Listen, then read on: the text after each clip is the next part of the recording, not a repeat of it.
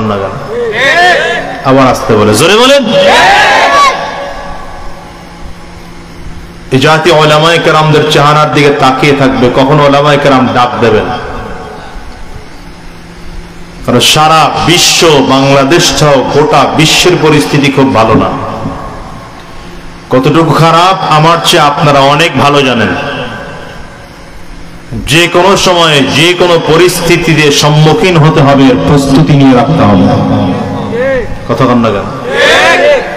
আর উলামায়ে কেরাম আপনাদের কাছ থেকে চান এটা, আপনারা প্রস্তুতি গ্রহণ করে রাখবেন দিন বিজয়ের জন্য, ইসলাম বিজয়ের জন্য, কোরআন বিজয়ের জন্য। যদি ডাক আসে, রক্ত দেওয়ার প্রয়োজন হয় রক্ত দেব, যদি জীবন দেওয়ার প্রয়োজন হয় তৈয়ার কে হাত তুলে উঁচা করে দেখান। মাশাআল্লাহ, আল্লাহ কবুল করো, আমিন কোন। জোরে বলেন, আওয়াজ দিয়ে আরো জোরে বলেন। আপনি এটা সেট করে বসে যান, এটা নাড়াচাড়া করেন না, কোন বসেন। ভাইরা আমার, যে আয়াতে কারিমা তিলাওয়াত করেছে, আল্লাহ রাব্বুল আলামিন বলেন, ওয়াল্লাযীনা জাহাদু ফীনা লানাহদিয়ান্নাহুম সুবুলানা। আল্লাহ বলেন, আমার যে বান্দা আমি আল্লাহর রাস্তায় চলার জন্য চেষ্টা করে, মেহনত করে, ফিকির করে, আমি আল্লাহ তাআলা তাকে আমার পথে চলার পথ দেখিয়ে দেই। জোরে বলেন। এই বারবার যেন বলতে না হয়, জোরে বলেন, জোরে বলেন, এটা বারবার যেন বলতে না হয়। রেডি হয়ে থাকবেন। আর আপনার হাতে কি মোবাইল? দেখেন,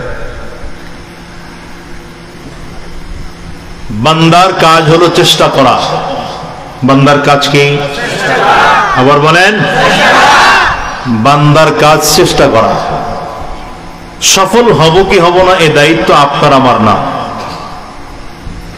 আল্লাহ তাআলা বান্দার দিকে তাকিয়ে দেখেন, বান্দা চেষ্টা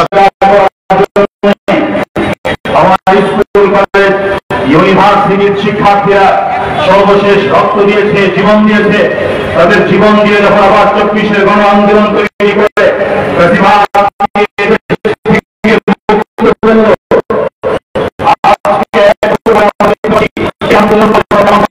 কেউ এই সুবিধার জায়গায় অসুবিধা করে ফেলছে। এই জন্য সংগ্রামী সহযোদ্ধা বন্ধুগণ, আমি আপনাদেরকে বলবো, স্বাধীনতা অর্জন করা সহজ, টিকিয়ে রাখা বড় কঠিন। বর্তমান সময় যারা ছাত্রদের বিরুদ্ধে অবস্থান নেয়, বর্তমান সময় যারা স্বাধীনতার বিরুদ্ধে অবস্থান নেয়, ওরা দেশের শত্রু, মানবতার শত্রু, জাতির শত্রু, ইসলামের শত্রু, জনতার শত্রু। টিকিয়ে রাখুন ধরা। সুতরাং এদের বিরুদ্ধে প্রতিবাদ করে তুলতে হবে, এদের বিরুদ্ধে সজাগ দৃষ্টি থাকতে হবে। সকলকে ধন্যবাদ জানাই। বৈষম্য বিরোধী ছাত্র আন্দোলনের প্রত্যেকজন সহযোদ্ধাকে ধন্যবাদ জানাই। আসসালামু আলাইকুম ওয়া রাহমাতুল্লাহ।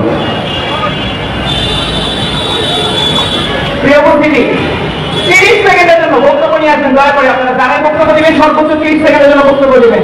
এই মুহূর্তে বক্তব্য দেওয়ার জন্য অনুরোধ জানাচ্ছি কবি শামা সাহা ভাইয়ের মূল্যবান বক্তব্য 30 সেকেন্ডের মধ্যে দেওয়ার জন্য অনুরোধ জানাচ্ছি।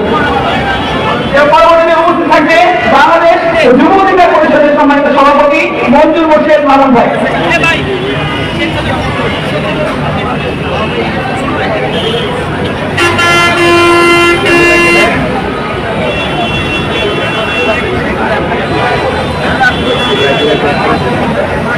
আসসালামু আলাইকুম।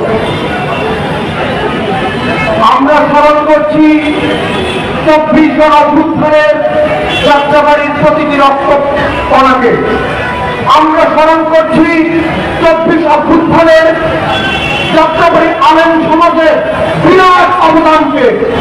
আমরা আজকে লক্ষ্য করছি অভ্যুত্থানের ঠিক 1 বছর এই আগামী 2 দিনের মধ্যেই হবে, কিন্তু এখনো আমরা গতকাল গোপালগঞ্জে রক্ষা করলাম। নবী নবী রক্তের উপর আমাদের এই অন্তর্বর্তীকালীন সরকার, আপনারা এই বিষয়ে খেয়াল করবেন। আমার সময় মাত্র 1 মিনিট, আমি বিস্তারিত হয়তো কিছু বলবো না, কিন্তু বাংলাদেশের মানুষ রক্ত দিয়ে আপনাদের যে জায়গায় বসিয়েছে, তারা এখনো সেই সারা রাত্রি নির্ঘুম কেন থাকে?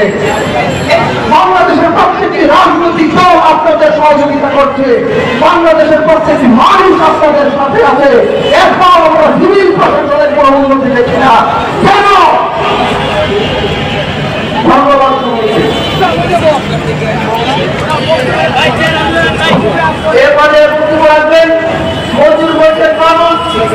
সভাপতি যুব অধিকার পরিষদ। তারপরে আমাদের মাননীয় মন্ত্রীকে মাননীয় উপদেষ্টা বক্তব্য রাখবেন।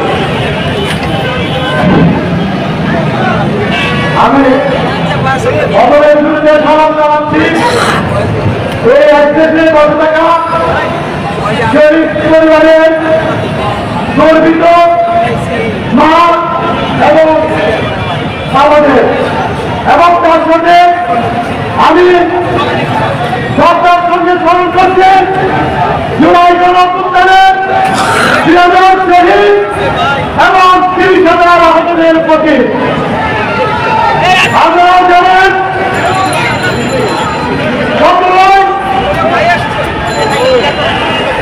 জুলাই আমাদের পূর্ব ঘোষিত সরকারে গাইবানা জানাজা ছিল, সেখানে পুলিশের ব্যাপক হামলার শিকার হয়ে এরপর বিকেলে ঢাকা বিশ্ববিদ্যালয়ে গাইবানায় চলে যায়। পুলিশ সতর্কিত হামলা করে যখন ছত্রভঙ্গ করে তখন আমরা যাত্রাবাড়িতে এসেছিলাম। রাত 8টার দিকে যাত্রাবাড়ি থেকে আমার কাছের কয়েকজন ভাই ভাই বলতে ভাই পরিস্থিতি খুবই খারাপ, পুলিশ গুলো হামলা চালাচ্ছিল। তখন এসে দেখি এখানে সব 9-15 জনের পুলিশ ওই যাত্রাবাড়ি থেকে দরিয়া কলেজ পর্যন্ত সাউন্ড করে যাবেন গুলি করে।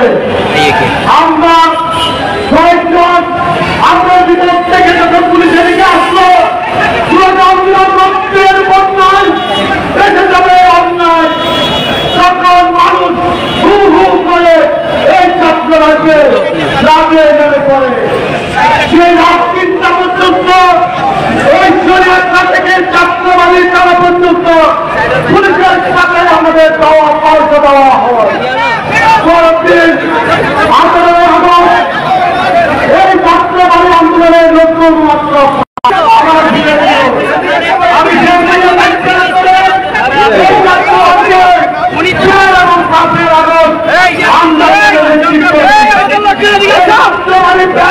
ছিল বলে পুরো ঢাকা শহর অসফল হয়ে গেছিল।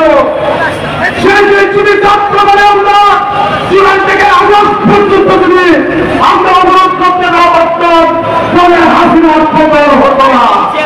আমি অধিকারী সরকারের কাছে আহ্বান করব, আমরা যাত্রাবাড়িকে